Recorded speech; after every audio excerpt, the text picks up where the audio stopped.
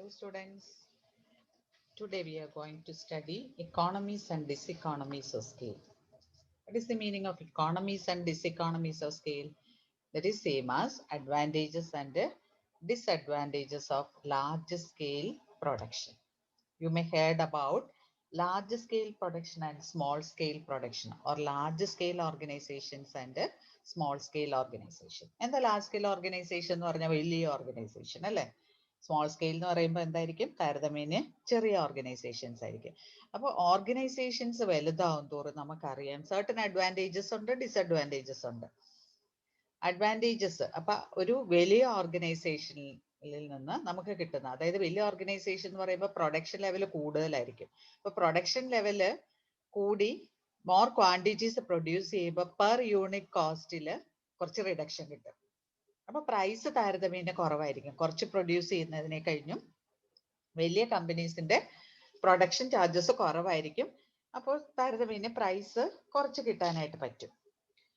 അപ്പൊ എന്താ നമുക്ക് നോക്കാം, എക്കോണമീസ് ഓഫ് സ്കെയിൽ എന്താന്ന് നോക്കാം. When a firm grows in size or increase scales of operation, it can derive production advantages from market and firm size in terms of low average cost of production. അപ്പൊ ഇവിടെ എന്താണ് advantage എന്താന്നാ പറഞ്ഞിരിക്കുന്നത്? Average cost of production low ആയിരിക്കും. അതായത് production കൂടുന്തോറും per unit cost of production കുറവായിരിക്കും. അപ്പോൾ when a business grows in size or increase scale of operation, it can derive production advantage. അത് എന്തൊക്കെ അഡ്വാൻറ്റേജ് ആണെന്ന് നമ്മൾ പറയുന്നുണ്ട്. Production advantage from market and firm size in terms of low cost of production, low average cost of production. Such production advantage due to large scale operation are known as economies of scale. അപ്പോൾ വലിയ ഓർഗനൈസേഷന് ആയതുകൊണ്ട് അതിന് പ്രത്യേകമായിട്ട് കിട്ടുന്ന അഡ്വാൻറ്റേജസിനെയാണ് പറയുന്നത് economies of scale എന്ന് പറയുന്നത്. കേട്ടോ, എക്കോണമീസ് ഓഫ് സ്കെയിൽ. എക്കണോമിക്സ് അല്ല, എക്കണോമിക്സ് എന്ന് പറഞ്ഞാൽ സാമ്പത്തിക ശാസ്ത്രമാണ്. ഇത് എക്കോണമീസ്, രണ്ടും വ്യത്യാസമാണ്, വേർഡ്സ് രണ്ടും കേട്ടോ. മറ്റത് എക്കണോമിക്സ്, ഇതെന്താണ്? എക്കോണമീസ്, IES ആണ്. മറ്റത് ICS ആണ്. എക്കണോമിക്സ് എന്ന് പറയുമ്പോൾ MICS ആണ്, ഇത് MIES. So economies of scale are present when an increase in output causes long run average cost to fall. അപ്പൊ എന്താ സംഭവിക്കുന്നത്? എന്താണ്? ഔട്ട്പുട്ട് കൂടുമ്പോ ആവറേജ് കോസ്റ്റ് കുറയും. ഔട്ട്പുട്ട് കൂടുമ്പോ ആവറേജ് കോസ്റ്റ് കുറയുകയാണ് ചെയ്യുന്നത്. ഇപ്പൊ 1000 ഔട്ട്പുട്ട് പ്രൊഡ്യൂസ് ചെയ്യുമ്പോൾ നമ്മുടെ മെഷീന് അല്ലെങ്കിൽ നമ്മുടെ ഇൻപുട്ടിന്റെ ആ മെഷീന്റെ ഒക്കെ കപ്പാസിറ്റി നമ്മൾ ഫുൾ യൂട്ടിലൈസ് ചെയ്യുക. അപ്പൊ പെർ യൂണിറ്റ് കോസ്റ്റ് നമുക്ക് കുറഞ്ഞു കിട്ടും. ഫിക്സഡ് കോസ്റ്റ് ഒക്കെ അങ്ങനെയാണല്ലോ, ലോങ് ടേമിൽ വരുമ്പോഴത്തേക്കും ഫിക്സഡ് കോസ്റ്റ് പെർ യൂണിറ്റ് കുറയും. എന്ന് പറഞ്ഞ പോലെ നമുക്ക് അഡ്വാൻറ്റേജസ് കിട്ടുകയാണ് ചെയ്യുന്നത്. സ്കെയിൽ ഓഫ് പ്രൊഡക്ഷൻ കൂടും തോറും നമുക്ക് ആവറേജ് കോസ്റ്റ് കുറഞ്ഞു വരും. The fall in average cost of production is because increased productivity. വലിയ ഫേമിന് ഒത്തിരി അഡ്വാൻറ്റേജസ് ഉണ്ട്. അതായത് അവിടെ സ്പെഷ്യലൈസേഷൻസ് വരും. വലിയ ഫേം ആകുമ്പോൾ നിങ്ങൾക്ക് അറിയാലോ, അവിടെ എല്ലാ സ്പെഷ്യലൈസ്ഡ് എംപ്ലോയീസും ഉണ്ടാവും. അതുപോലെ എല്ലാ ഡിപ്പാർട്ട്മെന്റ്സും ഉണ്ടാവും. ഇപ്പൊ മാർക്കറ്റിങ്ങിന് ഒരു ഡിപ്പാർട്ട്മെന്റ്, പ്രൊഡക്ഷന്, സെയിൽസിന്, അതുപോലെ പ്രൊക്വയർമെന്റിന് ഒരു ഡിപ്പാർട്ട്മെന്റ്, പേഴ്സണലിന് ഒരു ഡിപ്പാർട്ട്മെന്റ്, ഇങ്ങനെ ഒത്തിരി ഒത്തിരി ഡിപ്പാർട്ട്മെന്റ്, റിസർച്ച് ആൻഡ് ഡെവലപ്മെന്റിന് ഒരു ഡിപ്പാർട്ട്മെന്റ്, മാനേജ്മെന്റിന് ഒരു ഡിപ്പാർട്ട്മെന്റ്, അതിനെല്ലാം വളരെ ക്വാളിഫൈഡ് ആയിട്ടുള്ള ഹൈലി സ്പെഷ്യലൈസ്ഡ് ആൻഡ് പെയ്ഡ് ആയിട്ടുള്ള എംപ്ലോയീസ്, സ്പെഷ്യലിസ്റ്റ് ഉണ്ടാവും. അപ്പൊ അവരെടുക്കുന്ന ഡിസിഷൻസ് ഒക്കെ എങ്ങനെയായിരിക്കും? ഭയങ്കര വൈസ് ഡിസിഷൻസ് ഒക്കെ എടുക്കും. അപ്പൊ എഫിഷ്യൻസി കൂടും. എഫിഷ്യൻസി കൂടുമ്പോൾ പ്രൊഡക്ഷൻ കോസ്റ്റ് കുറയും. അപ്പൊ ആവറേജ് കോസ്റ്റ് ഓഫ് പ്രൊഡക്ഷൻ കുറയും. അപ്പൊ ഇതൊക്കെ എന്ന് പറയുന്നത് വലിയ ഫേമിനെ പറ്റത്തുള്ളൂ. ഇപ്പൊ ഒരു ചെറിയ ഫേമിനകത്ത് വലിയ ക്വാളിഫൈഡ് ആയിട്ടുള്ളവരെ ഭയങ്കര സാലറി ഒക്കെ കൊടുത്ത് നമുക്ക് ഇരുത്താനായിട്ട് പറ്റത്തില്ല. അതൊക്കെ പറ്റുന്നത് വലിയ ഫേമിനേ ഉള്ളൂ. അതുകൊണ്ടാണ് വലിയ ഫേമിന് സർട്ടൻ അഡ്വാൻറ്റേജസ്. അതുപോലെ ചെറിയ ഫേമിൽ എല്ലാം കൂടെ നോക്കുന്നത് ചിലപ്പോൾ 1-2 പേരായിരിക്കും. സെപ്പറേറ്റ് ഡിപ്പാർട്ട്മെന്റ് ഒന്നും കാണൂല. റിസർച്ച് ഡിപ്പാർട്ട്മെന്റ് ഒക്കെ ഉള്ളത് വലിയ ഫേംസിനേ ഉള്ളൂ. ഇപ്പൊ റിസർച്ച് നടത്തി കഴിയുമ്പോഴത്തേക്ക് എന്താണ്? ക്വാളിറ്റി പ്രോഡക്ട്സ് ലോ പ്രൈസിൽ അവൈലബിൾ ആകും. അപ്പൊ ഈ വലിയൊരു ഫേമിന്റെ ആ ഒരു ഫെസിലിറ്റി എല്ലാം യൂസ് ചെയ്യാൻ പറ്റുന്നത്, അല്ലെങ്കിൽ ആ ഫെസിലിറ്റി കൊണ്ട് ഉണ്ടാകുന്ന അഡ്വാൻറ്റേജസിനെയാണ് പറയുന്നത് economies of scale എന്ന് പറയുന്നത്. And division of labor can become much more specialized in large firm as compared to small firm. Division of labor എന്ന് പറഞ്ഞാൽ എന്താ? ഓരോ ലേബറിനും ഓരോ തൊഴിലിനും പറ്റിയ തൊഴിലാളിയെ അപ്പോയിന്റ് ചെയ്യാനായിട്ട് അതൊക്കെ വലിയ ഫേംസിനെ പറ്റത്തുള്ളൂ. ഇപ്പൊ മാനേജേഴ്സ് ആയിട്ട് പോലും ആണെങ്കിൽ പോലും അല്ലെങ്കിൽ മാർക്കറ്റിംഗ് മാനേജർ, അത് ആ മാർക്കറ്റിംഗിൽ സ്പെഷ്യലൈസ് ചെയ്തവരെ അവിടെ ഇരുത്താനായിട്ട് പറ്റണം. അപ്പൊ അങ്ങനെ ചെയ്യാനുള്ള എല്ലാ ഫെസിലിറ്റിയും അല്ലെങ്കിൽ അതിനുള്ള ക്യാപിറ്റലും അതിനുള്ള സർക്കംസ്റ്റാൻസസ് ഒക്കെ കിട്ടുന്നത് വലിയ ഫേമിന് മാത്രമേ കിട്ടത്തുള്ളൂ. അപ്പൊ അതാണ് എക്കോണമീസ്. അതായത് ഒരു ഫേം വലുതാവുമ്പോൾ അതിന് ഡിവിഷൻ ഓഫ് ലേബർ ഉണ്ടായിരിക്കും, സ്പെഷ്യലൈസേഷൻ ഓഫ് ലേബർ ഉണ്ടായിരിക്കും, ഡിഫറെന്റ് ഡിപ്പാർട്ട്മെന്റ്സ് ഉണ്ടായിരിക്കും. അതുപോലെ ഫിനാൻഷ്യൽ അക്കൗണ്ടിങ് കാര്യങ്ങൾ കീപ്പ് ചെയ്യുന്ന പോലെ തന്നെ കോസ്റ്റ് അക്കൗണ്ടിങ് ഡിപ്പാർട്ട്മെന്റ് ഉണ്ടായിരിക്കും. അപ്പൊ കോസ്റ്റ് റെഡ്യൂസ് ചെയ്യാനായിട്ടുള്ള കാര്യങ്ങൾ ചെയ്യും. അങ്ങനെ എല്ലാ ഫെസിലിറ്റീസും ഉണ്ട്. അതുകൊണ്ട് കുറെ അഡ്വാൻറ്റേജസ് ഉണ്ടാകും അതിൽ നിന്ന്. ആ അഡ്വാൻറ്റേജസിനെയാണ് പറയുന്നത് എക്കോണമീസ് ഓഫ് സ്കെയിൽ എന്ന് പറയുന്നത് കേട്ടോ. when a business firm grows in size or increase the scale of operation, it can derive production advantage from market and firm size in terms of low average cost of production. So economies of scale are present when an increase in output causes long run average cost to fall. Increase in output വരുമ്പോൾ എന്താ സംഭവിക്കുന്നത്? Long run average cost കുറയും. അതാണ് economies of scale എന്ന് പറയുന്നത്. Reduction in long run average cost കേട്ടോ. അപ്പൊ മനസ്സിലായില്ല എക്കോണമീസ് ഓഫ് സ്കെയിൽ എന്ന് പറഞ്ഞാൽ എന്താന്ന്? ഒരു ഫേം ഒരു വലിയ ലാർജ് സ്കെയിൽ ഓപ്പറേഷൻ, ഒരു ലാർജ് സ്കെയിലുള്ള ഒരു ഫേമിന്റെ അഡ്വാൻറ്റേജ്, അതിൽ നിന്ന് കിട്ടുന്ന സ്പെഷ്യൽ അഡ്വാൻറ്റേജസിനെയാണ് പറയുന്നത്. അതിന്റെ ഏറ്റവും വലിയ അഡ്വാൻറ്റേജ് എന്താണ്? Lower cost of production or long run average cost will fall. Lower average cost of production in the long run. Long റണ്ണിൽ അതിന്റെ ആവറേജ് കോസ്റ്റ് ഓഫ് പ്രൊഡക്ഷൻ കുറവായിരിക്കും. അതെങ്ങനെയാണ് സാധ്യമാകുന്നത്? എങ്ങനെയാണ്? Resulting from specialisation in the areas like production, marketing, research and development, management. Division of labour can become much more specialised. ഇനി ഈ economies തന്നെ രണ്ട്, ഇക്കോണമീസ് എന്ന് പറഞ്ഞാൽ അഡ്വാൻറ്റേജസിന് പകരമുള്ള വേർഡാണ് കേട്ടോ ഇക്കോണമീസ്. ഈ ഇക്കോണമീസ് രണ്ട് രീതിയിലുണ്ട്. ഇന്റേണൽ ഇക്കോണമീസും ഉണ്ട്, എക്സ്റ്റേണൽ ഇക്കോണമീസും ഉണ്ട്. ഇന്റേണൽ ഇക്കോണമീസ് എന്ന് പറഞ്ഞാല് ആ ഫേമിന്റെ ഉള്ളിൽ നിന്ന് ആ ഫേമിന് തന്നെ കിട്ടുന്ന source of internal economies to a large firm is from the use of more efficient production method.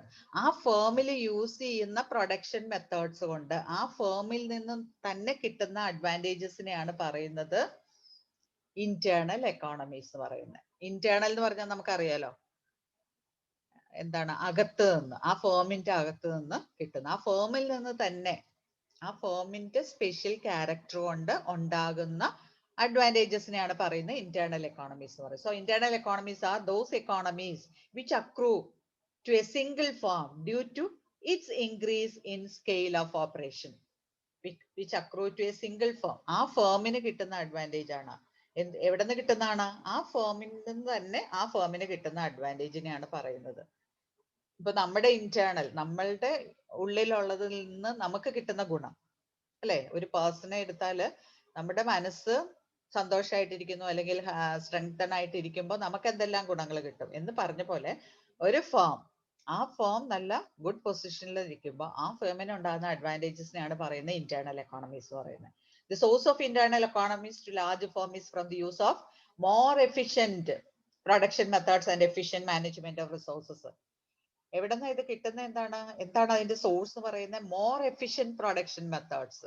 These internal economies are due to more efficient production methods and efficient use of resources. നല്ല production മെത്തേഡ്സും resources ഒക്കെ നന്നായിട്ട് use ചെയ്യുമ്പോഴാണ് ഇത് കിട്ടുന്നത്. Alfred Marshall പറയുന്നത് chief advantage of production on a large scale economy of skill and economy of machinery and economy of material എന്നാണ്. എന്തൊക്കെ എക്കോണമിയാണ്? Skill and machinery, materials. ഈ മൂന്ന് കാര്യങ്ങള് നന്നായിട്ട് യൂസ് ചെയ്യുന്നതുകൊണ്ട് ഉണ്ടാകുന്ന എക്കോണമിയാണ് ഇന്റേണൽ എക്കോണമി എന്ന് പറയുന്നത്. Chief advantage of production on a large scale are economies of skill, economies of machinery and economies of material. ഇനിയും ഈ ഇന്റേണൽ എക്കോണമീസിനെ നമുക്ക് ഇന്റേണൽ എക്കോണമീസ് ഇത് ഇന്റേണൽ തന്നെയാണ് കേട്ടോ. ഇന്റേണൽ എക്കോണമീസ് ഏതൊക്കെയാണെന്ന് ഇവിടെ പറയുന്നുണ്ട്. ടെക്നിക്കൽ എക്കോണമീസ് ഉണ്ട്, ഇക്കോണമി ഓഫ് ലേബർ ഉണ്ട്, മാനേജീരിയൽ ഇക്കോണമി ഉണ്ട്, കൊമേഴ്സ്യൽ ഇക്കോണമി ഉണ്ട്, economy of capital, risk bearing economies. ഇത്രയാണ് ഇന്റേണൽ എക്കോണമീസ് വരുന്നത്. This is not external, this is internal economies. കേട്ടോ, internal economies are advantages that arise as a result of growth of firm. Firm വലുതാവുന്നതുകൊണ്ട് internal ആയിട്ട് കിട്ടുന്ന benefits എന്തൊക്കെയാണെന്ന് പറയുന്നത്. ഒന്ന് technical economies ആണ്. Technical economies എന്ന് പറഞ്ഞാൽ എന്താന്ന് നോക്കി, most modern production technology use ചെയ്യുന്നത് കൊണ്ടുണ്ടാകുന്ന ബെനിഫിറ്റിനെയാണ് പറയുന്നത് ടെക്നിക്കൽ ഇക്കോണമീസ് എന്ന് പറയുന്നത്. Technical economies arise out of the use of most modern production technology which can reduce the cost of production. നല്ല modern technology use ചെയ്ത് cost of production reduce ചെയ്യാണ്. A large firm as it increases production can make use of optimum utilization of plant and machinery. അപ്പോൾ ഒരു machinery ഇപ്പൊ നമുക്ക് ഒരു 1 lakh product produce ചെയ്യാൻ പറ്റുന്ന മെഷീനറി ആണെങ്കിൽ ആ 1 lakh പ്രോഡക്ട്സ് ആർക്കാണ് പ്രൊഡ്യൂസ് ചെയ്യാൻ പറ്റുന്നത്? ലാർജ് സ്കെയിൽ ഫേമിന് മാത്രമേ അത് പ്രൊഡ്യൂസ് ചെയ്യാൻ പറ്റുള്ളൂ. സ്മോൾ സ്കെയിൽ ഫേമിന് അത് പ്രൊഡ്യൂസ് ചെയ്യാനായിട്ട് പറ്റത്തില്ല. അപ്പൊ ടെക്നിക്കൽ എക്കോണമീസ് കിട്ടണമെന്നുണ്ടെങ്കിൽ അത് എന്ത് ഫേം ആയിരിക്കും? ലാർജ് സ്കെയിൽ ഫേം ആയിരിക്കും. അല്ലെങ്കിൽ ലാർജ് സ്കെയിൽ ഫേമിൽ നിന്ന് ഫേമിന് കിട്ടുന്ന ഒരു എക്കോണമി ഒരു അഡ്വാൻറ്റേജ് ആണ് technical. They can use most modern techniques of production, most modern techniques as well as machinery for production. രണ്ടാമത്തത് എക്കോണമി ഓഫ് ലേബർ ആണ്. എക്കോണമി ഓഫ് ലേബർ ആണ്. അതെന്തായിരിക്കും? Specialised large scale firm can appoint specialised labourers, specialised employees, specialised managers, അല്ലെ? നല്ല നല്ല ആൾക്കാരെയൊക്കെ appoint ചെയ്യാനായിട്ട് പറ്റും. Division of labour and specialisation increases efficiency of a firm. Since the output of large firm is higher, it can employ large number of employees. കൂടുതൽ output ഉണ്ട്, കൂടുതൽ sale ഉണ്ട്, കൂടുതൽ പ്രോഫിറ്റ് ഉണ്ട്. അതുകൊണ്ട് തന്നെ അവർക്ക് ലാർജ് നമ്പർ ഓഫ് എംപ്ലോയീസിന്, എങ്ങനെയുള്ള എംപ്ലോയീസ് ആണ്? Specialised skill, so that they can concentrate on specified task. അതേസമയം സ്മോൾ ഫേമിലാണെങ്കിൽ അവിടെ നമ്പർ ഓഫ് എംപ്ലോയീസ് കുറവായിരിക്കും. അതുപോലെ തന്നെ സ്പെഷ്യലൈസ്ഡ് ആയിട്ടുള്ള എംപ്ലോയീസിനെ അവർക്ക് അപ്പോയിന്റ് ചെയ്യാനായിട്ട് പറ്റത്തുമില്ല. ദെൻ തേർഡ് വൺ എന്ന് പറയുന്നത് മാനേജീരിയൽ എക്കോണമീസ് ആണ്. മാനേജീരിയൽ എക്കോണമീസ് എന്ന് പറഞ്ഞാൽ എന്തായിരിക്കും? മാനേജേഴ്സിനെ, സ്പെഷ്യലൈസ്ഡ് മാനേജേഴ്സിനെ അപ്പോയിന്റ് ചെയ്യാനായിട്ട് പറ്റും. When production is carried on a large scale, it is profitable to group the activity. Different departments ആയിട്ട് നമുക്ക് തരംതിരിക്കാൻ പറ്റും. Marketing department, production department, finance department, human resource department, and each group is headed by well qualified and experienced managers. അതാണ് manage. അപ്പൊ നല്ല management കിട്ടും. Then commercial economies ആണ് വേറൊരെണ്ണം. Commercial എന്ന് പറയുമ്പോൾ എന്തായിരിക്കും വരുന്നത്? Buying and selling of goods ആയിരിക്കും. That is advantages occurring from buying and selling of goods. That is called the commercial economies. That is also known as transport and storage economies എന്ന് പറയും. നമ്മൾ കേട്ടിട്ടുണ്ടായിരിക്കും. അതായത് വലിയ ഫേം എങ്ങനെയായിരിക്കും സാധനങ്ങൾ വാങ്ങുക? Bulk buying ആയിരിക്കും, അല്ലെ? വലിയ ക്വാണ്ടിറ്റിയിലായിരിക്കും. അപ്പൊ നമുക്ക് ഡിസ്കൗണ്ട്സ് ഒക്കെ കിട്ടും. അതുപോലെ ബാർഗെയിനിങ് അഡ്വാൻറ്റേജസ് കാണും, better credit terms from suppliers കാണും, പ്രോംപ്റ്റ് ഡെലിവറി, അങ്ങനത്തെ കാര്യങ്ങളെല്ലാം ബൾക്ക് ബൈയിങ്ങിന്റെ അഡ്വാൻറ്റേജസ് എല്ലാം നമുക്ക് കിട്ടും. ബൾക്ക് ബൈയിങ് നമുക്ക് തന്നെ അറിയാം. ഒരു ഹോൾസെയിൽ കടയിൽ പോയി സാധനങ്ങൾ വാങ്ങിക്കുമ്പോഴത്തേക്കും കുറേ നമുക്ക് അഡ്വാൻറ്റേജസ് ഉണ്ട്, അല്ലെ? ഭയങ്കര റേറ്റ് ഒക്കെ കുറച്ച് കിട്ടും. അപ്പൊ ഒരു ഫേമിനെ സംബന്ധിച്ച് ആലോചിച്ച് നോക്കി, ഒരു ചെറിയ ഫേം വാങ്ങിക്കുന്നതിൽ വളരെ പ്രോഫിറ്റബിൾ ആയിട്ട് റോ മെറ്റീരിയൽസ് ഒക്കെ വലിയ ഫേമിന് വാങ്ങാനായിട്ട് പറ്റും. അതിനെയാണ് പറയുന്നത് കൊമേഴ്സ്യൽ എക്കോണമീസ് പറയുന്നത്. Economy in buying helps a firm to sell its products at reduced. അപ്പൊ ബൈയിങ്ങിൽ നമുക്ക് അഡ്വാൻറ്റേജ് അല്ലെങ്കിൽ റിഡക്ഷൻ കിട്ടുമ്പോഴത്തേക്കും, ഡിസ്കൗണ്ടും റിബേറ്റ് ഒക്കെ കിട്ടുമ്പോഴത്തേക്കും നമുക്ക് നമ്മുടെ കോസ്റ്റ് ഓഫ് പ്രൊഡക്ഷൻ കുറയ്ക്കാനായിട്ട് പറ്റും. ഇപ്പൊ 100 രൂപയ്ക്ക് കിട്ടുന്ന ഒരു സാധനം 80 രൂപയ്ക്ക് കിട്ടിക്കഴിഞ്ഞാൽ അത്രയും കോസ്റ്റ് കുറയുമല്ലോ. അപ്പൊ നമുക്ക് we can sell goods at reduced rate. അപ്പൊ നമുക്ക് പ്രോഫിറ്റ്, സെയിൽസ് കൂട്ടാൻ പറ്റും, പ്രോഫിറ്റ് കൂട്ടാൻ പറ്റും. It can also satisfy customers by providing after sale services also. ഈ വലിയ ഫേമിനൊക്കെ ഉള്ളൂ ആഫ്റ്റർ സെയിൽ സർവീസ് എന്ന് പറയുന്നത്, അല്ലെ? വിറ്റ് കഴിഞ്ഞിട്ട് പിന്നെ എന്തെങ്കിലും സർവീസ് ഒക്കെ ഉണ്ടെങ്കിൽ ഇപ്പൊ നമുക്ക് ഈ ഫിനിഷ് നമ്മുടെ വീട്ടിൽ ഉപയോഗിക്കുന്ന സാധനങ്ങളൊക്കെ ആണെങ്കിൽ നമുക്കറിയാം, റെഫ്രിജറേറ്ററോ വാഷിംഗ് മെഷീനോ അല്ലെങ്കിൽ AC അതൊക്കെ ആണെങ്കിൽ നമുക്ക് വലിയ നല്ല കമ്പനിയുടെ ഒക്കെ ആണെങ്കിൽ ആഫ്റ്റർ സെയിൽ സർവീസ് നമ്മളൊന്ന് വിളിച്ചാൽ മതി, അവർ വന്ന് അത് നന്നാക്കി തന്നിട്ട് പോകും. ഫ്രീ ഓഫ് കോസ്റ്റ് തന്നെ അത് ചെയ്തിട്ടൊക്കെ പോകും. അപ്പൊ അതൊക്കെ ചെയ്യാൻ പറ്റുന്ന ഈ വലിയ ഫേമിനൊക്കെ മാത്രമേ അത് ചെയ്യാനായിട്ടൊക്കെ പറ്റത്തുള്ളൂ. അപ്പൊ അതെല്ലാമാണ് കൊമേഴ്സ്യൽ എക്കോണമീസ് എന്ന് പറയുന്നത്. പിന്നെ എക്കോണമി ഓഫ് ക്യാപിറ്റൽ ഉണ്ട്. എക്കോണമി ഓഫ് ക്യാപിറ്റൽ എന്ന് പറഞ്ഞാൽ എന്തായിരിക്കും? Large firm can satisfy fixed capital and working capital requirements without much difficulty. അവർക്ക് വലിയ ഫേം ആകുമ്പോഴത്തേക്കും ബാങ്കിലൊക്കെ ചെന്ന് ലോണൊക്കെ ചോദിക്കുമ്പോൾ വേഗം തന്നെ കിട്ടും അല്ലേ? അവർക്ക് കൊടുക്കാനായിട്ട് പറ്റും. കാരണം അവർക്ക് അത്രയും അവർക്ക് ഫിനാൻഷ്യൽ വർത്തിനെസ് ഉണ്ട്, ഫിനാൻഷ്യൽ സ്റ്റെബിലിറ്റി ഉണ്ട്. അപ്പൊ അവർക്ക് വളരെ ഫേവറബിൾ ടേംസിൽ ഡിസ്കൗണ്ട് റേറ്റിൽ ലോണും എല്ലാം കിട്ടും. അതേസമയം നമ്മളിപ്പോ ഒരു ചെറിയ ബിസിനസ്സുകാരാണെങ്കിൽ ബാങ്കിൽ പോയിട്ട് അവരുടെ പുറകെ നടന്ന് ഭയങ്കര പാടായിരിക്കും ലോണും ഇതും എല്ലാം കിട്ടും. അപ്പൊ റേസിംഗ് ക്യാപിറ്റലിന് അല്ലെങ്കിൽ അവർക്ക് ഷെയർസ് ഇഷ്യൂ ചെയ്യാം. വലിയ ഫേം ആകുമ്പോൾ എന്ത് ചെയ്യാം? ഷെയർസും ഡിബഞ്ചേഴ്സ് ഒക്കെ ഇഷ്യൂ ചെയ്യാനായിട്ട് പറ്റും. അപ്പൊ അതാണ് എക്കോണമി ഓഫ് ക്യാപിറ്റൽ എന്ന് പറയുന്നത്. പിന്നെ റിസ്ക് ബെയറിംഗ് എക്കോണമീസ് ഉണ്ട്. അതായത് ലാർജ് ഫേം എന്ന് പറയുമ്പോൾ ഹെൽത്തിയർ ആണ്. അവർക്ക് കുറച്ചുകൂടി ഹെൽത്ത് ഉണ്ടാകും. എന്തിനാണ്? To bear the risk associated with. ചെറിയൊരു കുലുക്കമൊന്നും വന്ന ഇപ്പൊ കോവിഡ് ഒക്കെ വന്നു കഴിയുമ്പോഴത്തേക്കും എത്ര ചെറിയ ഫേംസാ പൂട്ടിപ്പോയത്. പക്ഷെ വലിയ ഫേംസിനൊന്നും അങ്ങനെ കുഴപ്പമില്ല. കുറച്ചാളിപ്പോ സെയിലൊന്നും ഇല്ലെങ്കിലും അവർക്ക് വലിയതായിട്ടൊന്നും അവരെ ബാധിക്കത്തില്ല. അതേസമയം കൊച്ചു കൊച്ചു ഫേംസും ഷോപ്സ് എല്ലാം പൂട്ടിപ്പോവും. വലുതിനൊക്കെ കുറെ അവർക്ക് ആ റിസ്ക് ബെയറിംഗ് കപ്പാസിറ്റി ഉണ്ട്. അതാണ് കാണിക്കുന്നത്. Large firm withstand in the market even while there is temporary fall in the market demand times of economic depression. ഇതൊരു ഡിപ്രഷൻ ആണ്, ഇത് കടന്നു പോകും. അപ്പൊ അവര് റിവൈവ് ചെയ്ത് വരും. പക്ഷെ സ്മോൾ ഫേംസ് ഒക്കെ പൂട്ടിപ്പോകും. അപ്പൊ ഇതാണ് ഇന്റേണൽ ഇക്കോണമീസ്. അതായത് ഫേമിന്റെ ആ ഒരു ഹെൽത്തിയർ പൊസിഷൻ കൊണ്ട് ഫേമിന് കിട്ടുന്ന അഡ്വാൻറ്റേജസിനെയാണ് പറയുന്നത് ഇന്റേണൽ എക്കോണമീസ് എന്ന് പറയുന്നത്. ഓക്കെ, അപ്പൊ ഏതൊക്കെയാണ് ഇതിന്റെ നോട്ട്സ് എല്ലാം എഴുതണം. എന്തൊക്കെയാണ് internal economies? Technical economy, economy of labour, managerial economics, commercial economics and economy of capital, risk bearing economies. ഇതൊരു എസ്സേ ആണ് മൊത്തം. എക്കോണമീസ് ഓഫ് സ്കെയിൽ അല്ലെങ്കിൽ internal economies and external economies or economies and diseconomies of scale എന്നൊക്കെ പറഞ്ഞ ഒറ്റ ഒരു essay ആണ് ഇത്. ഇതിനകത്ത് എക്സ്പ്ലെയിൻ ചെയ്തിരിക്കുന്നതാണ് marketing economies, managerial economies, purchase, then external economies. External economies എന്ന് പറഞ്ഞാൽ എന്തായിരിക്കും? നമുക്ക് പുറത്തുനിന്ന് നമ്മുടെ ഫേമിന് കിട്ടുന്ന അഡ്വാൻറ്റേജസിനെയാണ് പറയുന്നത്. എക്സ്റ്റേണൽ എന്ന് പറയുമ്പോൾ പുറത്തുനിന്ന്, ഇന്റേണൽ എന്ന് പറയുമ്പോൾ നമ്മുടെ ഫേമിനകത്ത് നിന്ന് തന്നെ. അതായത് ലോക്കലൈസേഷൻ ഓഫ് ഇൻഡസ്ട്രി കൊണ്ട് കിട്ടുന്നതാണ്. Economies of scale are those economies that accrue to the whole of industry arise from localisation of industry. അതായത് ഒരു സ്ഥലത്ത് ഇപ്പൊ കുറെ ഇൻഡസ്ട്രീസ് അവിടെ കോൺസെൻട്രേറ്റ് ചെയ്യുന്നു. അപ്പൊ ആ ലൊക്കാലിറ്റിയിൽ നിന്ന് ആ ലൊക്കാലിറ്റിക്ക് ഉണ്ടാകുന്ന ഡെവലപ്മെന്റും അവിടെ നിന്ന് കിട്ടുന്ന ആ ഒരു ഫേമിന് കിട്ടുന്ന അഡ്വാൻറ്റേജസും അല്ലെങ്കിൽ ആ ലൊക്കാലിറ്റിക്കും ഫേമിനും കിട്ടുന്ന അഡ്വാൻറ്റേജസിനെയാണ് ആക്ച്വലി എക്സ്റ്റേണൽ ഇക്കോണമീസ് എന്ന് പറയുന്നത്. That is advantages firm can gain as A result of growth of the industry associated with particular area.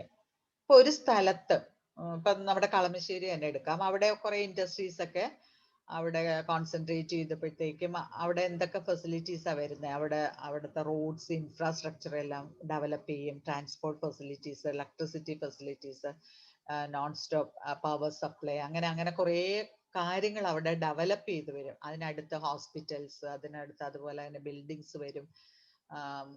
എന്താ ഹൗസ്, ഫ്ലാറ്റ്സ്, അങ്ങനത്തെ കാര്യങ്ങളെല്ലാം. ഇപ്പൊ കാക്കനാടൊക്കെ ആണെങ്കിൽ എന്താ ഇൻഫോ പാർക്കിന്റെ ആ സൈഡിലൊക്കെ എന്തുമാത്രം ഡെവലപ്മെന്റ് വന്നിരിക്കുന്നത് because of localisation of industry ആണ്. അപ്പൊ അങ്ങനെ വരുമ്പോ ഫേമിന് എന്തൊക്കെയാണ് കിട്ടുന്ന അഡ്വാൻറ്റേജസ് എന്ന് നോക്കാം. എക്സ്റ്റേണൽ എക്കോണമീസിനെ രണ്ടായിട്ടാണ് ആക്ച്വലി ക്ലാസിഫൈ ചെയ്തിരിക്കുന്നത്. Economies of concentration and economies of information. അതിനകത്താണ് ഇതെല്ലാം വരുന്നത്. എക്കോണമീസ് ഓഫ് കോൺസെൻട്രേഷനകത്താണ് വരുന്നത് development of transport and communication facilities. Benefits derived by all the firms in an industry because of localization of industry. ആ ഫേംസിന് കിട്ടുന്ന അവിടെയെല്ലാം എന്തുവരും? ഇൻഫ്രാസ്ട്രക്ചർ ഡെവലപ്പ് ചെയ്യും, development of transport and communication facilities develop ചെയ്യും. അപ്പൊ അതുകൊണ്ട് ഫേമിനും ഗുണമുണ്ട്, ആ ഏരിയയ്ക്കും ഗുണമുണ്ട്. Availability of credit facilities due to development of banking system in the area. Banks എല്ലാം അവിടെ വരും. Establishment of raw material suppliers വരും. മാർക്കറ്റിംഗ്, അഡ്വർടൈസിംഗ് ഏജൻസീസ് വരും. support from government and governmental agencies in the form of infrastructure development, power generation. പിന്നെ economies of information എന്ന് പറയുന്നത് അവിടെ അതായത് ടെക്നിക്കൽ ജേർണൽസ് ഒക്കെയാണ് അവിടെ പറയുന്നത്. Trade and technical journals, research and development require huge investment and therefore through a central research agency all the firms in an industry can get the benefits of research and development. അതുകൊണ്ട് പറയുന്നത് localised industry enjoy the benefit of research and development at A relatively small amount of expenditure എന്നാ പറയുന്നത്. ഇപ്പോൾ economies of information എന്ന് പറഞ്ഞാൽ എന്താണ്? അവിടെ trade journals and technical trade and technical ജേർണൽസിന്റെ പബ്ലിക്കേഷൻസ് അങ്ങനത്തെ കാര്യങ്ങളെല്ലാം വരും. അതുകൂടാതെ research and development they can improve research and development. Benefit of research and development at a relatively small amount of expenditure. കുറഞ്ഞ ചെലവിൽ അവർക്ക് റിസർച്ച് ആൻഡ് ഡെവലപ്മെന്റ് ഒക്കെ നടത്തി ചെയ്യാനായിട്ട് പറ്റുമെന്നാണ് പറഞ്ഞിരിക്കുന്നത്. അപ്പൊ പിന്നെ എന്തൊക്കെയാന്ന് നോക്കി, ഇവിടെ നോക്കി സപ്ലൈ ഓഫ് സ്കിൽഡ് ലേബർ ഉണ്ട്, റെപ്യൂട്ടേഷൻ ഓഫ് ഫേം ഉണ്ട്, ലോക്കൽ നോളജ് ആൻഡ് സ്കിൽസ് ഉണ്ട്, ഇൻഫ്രാസ്ട്രക്ചർ, ട്രെയിനിങ് ഫെസിലിറ്റീസ്. ഇങ്ങനെ ബിസിനസിന്റെ പുറത്തു നിന്ന് നമുക്ക് കിട്ടുന്ന ബെനിഫിറ്റ്സിനെ എല്ലാം കൂടിയാണ് എക്സ്റ്റേണൽ ഇക്കോണമീസ് എന്ന് പറയുന്നത്. അപ്പൊ ട്രാൻസ്പോർട്ട് ആൻഡ് കമ്മ്യൂണിക്കേഷൻ ഫെസിലിറ്റീസ് കിട്ടും, അവൈലബിലിറ്റി ഓഫ് ക്രെഡിറ്റ് ഫെസിലിറ്റി ഉണ്ട്, establishment of raw material suppliers, marketing advertising agencies, waste treatment plants, എല്ലാ സൗകര്യങ്ങളും അവിടെ അങ്ങ് ലോക്കലൈസ് ചെയ്യുക ചെയ്യുന്നത്. ആ ഏരിയ തന്നെ ഡെവലപ്ഡ് ആവും. ബാങ്കിങ് സിസ്റ്റം കൂടും, റോഡ് സിസ്റ്റം. ഇപ്പൊ ഇൻഫോ പാർക്കിന്റെ അവിടെയൊക്കെ ചെന്ന് എന്തുമാത്രം ഡെവലപ്ഡ് അവിടെയല്ല. ഫ്ലാറ്റ്സ് ഉണ്ട്, അതുപോലെ ബാങ്ക്സ് ഉണ്ട്. അപ്പൊ ക്രെഡിറ്റ് ഫെസിലിറ്റീസ് കിട്ടും, ലോക്കൽ നോളജ് അവിടെ അതിനുള്ള ഫെസിലിറ്റി, ട്രേഡ് ജേർണൽസ് അങ്ങനത്തെ കാര്യങ്ങളെല്ലാം, നോളജ് ട്രാൻസ്മിഷൻ അവിടെ വരുന്നുണ്ട്. റെപ്യൂട്ടേഷൻ ഉണ്ട്, skilled supply of skilled labourers അതിനുള്ള ഫെസിലിറ്റീസ് അവിടെ ഉണ്ട്. അങ്ങനെ ആ ഏരിയയിൽ നിന്ന് കിട്ടുന്ന എക്കോണമീസിനെയാണ് പറയുന്നത് എക്സ്റ്റേണൽ എക്കോണമീസ് എന്ന് പറയുന്നത്. This occur industry develops a certain area, pool of trained workers ഉണ്ട്, ancillary services, marketing, accountancy to cleaning എല്ലാം ഉണ്ട്. അക്കൗണ്ട്സ് മുതൽ ക്ലീനിങ്ങിന് വരെയുള്ള cooperation between business, example on research and development എല്ലാം. Cooperation between business, development of specialist suppliers of components and raw material, അതെല്ലാം നമുക്ക് external economies ആയിട്ട് കിട്ടുന്നതാണ്. Then diseconomies. അപ്പൊ എക്കോണമീസിനകത്ത് എന്തൊക്കെയായിരുന്നു? Internal and external. ഇത് ഡിസ്ഇക്കോണമീസ് എന്ന് പറയുന്നത് എന്താണ്? ഡിസ്അഡ്വാൻറ്റേജസ്. ഇത്രയും നേരം നമ്മൾ പഠിച്ചത് അഡ്വാൻറ്റേജസ് ആണ്. അഡ്വാൻറ്റേജസ് രണ്ട് രീതിയിലുണ്ട്, ഇന്റേണലും ഉണ്ട് എക്സ്റ്റേണലും ഉണ്ട്. ബിസിനസ്സിനകത്ത് നിന്ന്, ബിസിനസ് വലുതാവുന്നതുകൊണ്ട് അതിനകത്ത് നിന്ന് തന്നെ കിട്ടുന്ന ബെനിഫിറ്റ് ആണ് ഇന്റേണൽ. അതൊരു ലോക്കലൈസേഷൻ കൊണ്ട് ആ ഏരിയയിൽ നിന്ന് ആ ഏരിയ ഡെവലപ്പ് ചെയ്യുന്നു, അതുകൊണ്ട് നമുക്ക് കിട്ടാൻ പോകുന്ന ബെനിഫിറ്റിനെയാണ് എക്സ്റ്റേണൽ എക്കോണമീസ് എന്ന് പറയുന്നത്. ഡിസ്ഇക്കോണമീസ് എന്ന് പറഞ്ഞാൽ എന്താണ്? ഡിസ്അഡ്വാൻറ്റേജസ് ആണ്. ഡിസ്അഡ്വാൻറ്റേജസ് അതായത് ഫാം ഒരു സൈസിലും അങ്ങ് വലുതായി കഴിഞ്ഞാൽ പിന്നെ അത് മാനേജ് ചെയ്യാനായിട്ട് പാടായിരിക്കും. അവിടെ കുറച്ച് പ്രോബ്ലംസ് ഒക്കെ വരികയാണ് ചെയ്യുന്നത്, ഡിസ്ഇക്കോണമീസ് വരികയാണ് ചെയ്യുന്നത്. കാരണം അപ്പൊ മാനേജ്മെന്റ് ഒക്കെ ഡിഫിക്കൽട്ട് ആയിരിക്കും. അപ്പൊ that can lead to increasing average cost. ഒരു ലെവല് വരെ ഡിക്രീസ് ഇൻ ആവറേജ് കോസ്റ്റ് ആണ്. ആ ലെവല് മിസ്മാനേജ്മെന്റ് ഒക്കെ വരും. അപ്പൊ വരുമ്പോഴത്തേക്ക് എന്താണ്? കോസ്റ്റ് കൂടാൻ തുടങ്ങും. അപ്പൊ മെയിൻ പ്രോബ്ലം എന്ന് പറയുന്നത് ഇതൊക്കെയാണ്, പ്രോബ്ലംസ് ഓഫ് മാനേജ്മെന്റ് ആണ്. അപ്പൊ ഒരു ഓപ്റ്റിമം സൈസ് ഉണ്ട്, എല്ലാത്തിനും ഒരു ഓപ്റ്റിമം സൈസ് ഉണ്ട്. ആ ഓപ്റ്റിമം സൈസ് കവർ ചെയ്ത് കഴിഞ്ഞാൽ, ക്രോസ് ചെയ്ത് കഴിഞ്ഞാൽ പിന്നെ എന്താണ്? ഡിസ്ഇക്കോണമീസ് ആണ്. Diseconomies of scale are present when an increase in output causes long run average cost to increase. നേരത്തെ പഠിച്ചതിന്റെ opposite. Long run average cost decrease ആണെങ്കിൽ അത് എക്കോണമീസ് ഓഫ് സ്കെയിൽ ആണ്, ഇൻക്രീസ് ആണെങ്കിൽ അത് ഡിസ്ഇക്കോണമീസ് ആണ്. Therefore, it is profitable for a firm to maintain optimum size maintain ചെയ്യണം. Optimum size cross ചെയ്ത് കഴിഞ്ഞാൽ പിന്നെ അത് ഡിസ്ഇക്കോണമി ആയിട്ട് പോകും. There will be no motive for further expansion once firm reaches its optimum size. Optimum size കൂടി കഴിഞ്ഞാൽ പിന്നെ എക്സ്പാൻഷന് പോവരുത്.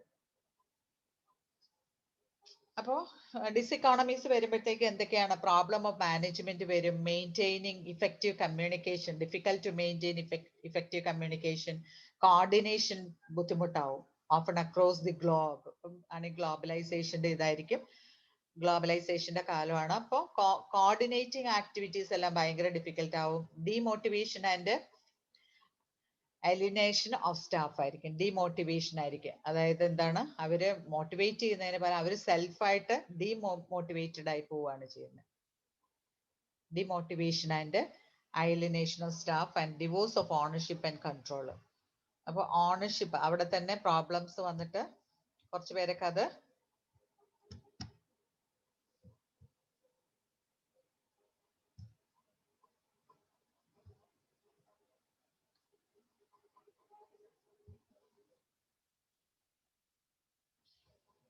ഇതൊക്കെയാണ് നമ്മൾ ഡിസെക്കോണമീസിൽ പഠിക്കുന്നത്. ഇപ്പൊ എന്തൊക്കെയാണ് പ്രോബ്ലംസ് ഓഫ് മാനേജ്മെന്റ് ഉണ്ട്, maintaining effective communication, coordinating activities and demotivation and alienation of staff, divorce of ownership and control. ഇനി ഇതിനകത്ത് diseconomies may be internal or external, ഇത് രണ്ടും ആകാം. നമ്മൾ മറ്റേതിനകത്ത് പഠിച്ച പോലെ തന്നെ ഇന്റേണലും ഉണ്ട് എക്സ്റ്റേണലും ഉണ്ട്. ഇന്റേണൽ എന്ന് പറഞ്ഞാൽ എന്തായിരിക്കും, ഭയങ്കര ഫോമിന്റെ ഓപ്റ്റിമം സൈസ് ക്രോസ് ചെയ്ത് കഴിയുമ്പോൾ organisation become so complex, management find it difficult to manage the affairs of the firm in spite of delegation of powers to middle level and junior level management. അവർക്ക് manage ചെയ്യാൻ പറ്റാത്ത ഒരു ലെവലിലോട്ട് വരികയാണ് ചെയ്യുന്നത്. അതേസമയം external എന്ന് പറഞ്ഞാൽ എന്തായിരിക്കും, when an industry in a localized area is expanded beyond optimum size, അവിടെ ഡിസെക്കോണമി ക്രീപ്സ് എന്ന് പറയുന്നത്. അതായത് ഫാക്ടർ പ്രൈസസ് കൂടുകയാണ് ചെയ്യുന്നത്. റോ മെറ്റീരിയൽസ് അതിന്റെ പ്രൈസസ് കൂടും, അതുപോലെ ലേബറേഴ്സിന്റെ പ്രൈസസ് കൂടും, അതുപോലെ റെന്റ്, ബിൽഡിങ്ങിന്റെ റെന്റ് അതെല്ലാം കൂടും, ഹയർ റേറ്റ് ഓഫ് ഇൻട്രസ്റ്റ് ആകും. അപ്പൊ എക്സ്റ്റേണൽ ആയിട്ട് നമുക്ക് കിട്ടുന്ന ആ ഫെസിലിറ്റീസിന്റെ എല്ലാം കോസ്റ്റ് കൂടുകയാണ്. അപ്പൊ മിസ്മാനേജ്മെന്റും ഫാക്ടർ പ്രൈസ് ഇൻക്രീസും ആണ് ശരിക്കും ഡിസെക്കോണമീസ് ഓഫ് സ്കെയിലിനകത്ത് വരുന്നത്. Mismanagement and factor price increase. അപ്പൊ മൊത്തത്തിൽ ഇതൊരു എസ്സേ ഞാൻ ആദ്യം പറഞ്ഞായിരുന്നു. എന്തൊക്കെയാണ് അതിനകത്ത് വരുന്നത്? ഇക്കോണമീസ് ഓഫ് സ്കെയിൽ ആണ്. ഇക്കോണമീസ് ഓഫ് സ്കെയിലിൽ there are two types of economies or advantages, internal economies and external economies, and there are diseconomies of scale. In this diseconomy also there are two types, internal and external. That is, internal economy, internal diseconomies are due to mismanagement of the firm, or when a firm crosses the optimum size, it is difficult to manage the firm, so mismanagement may creeps it. Just like that, factor prices may increase. So at the outset we can say that diseconomies cause to increase in average cost of production. Okay, thank you.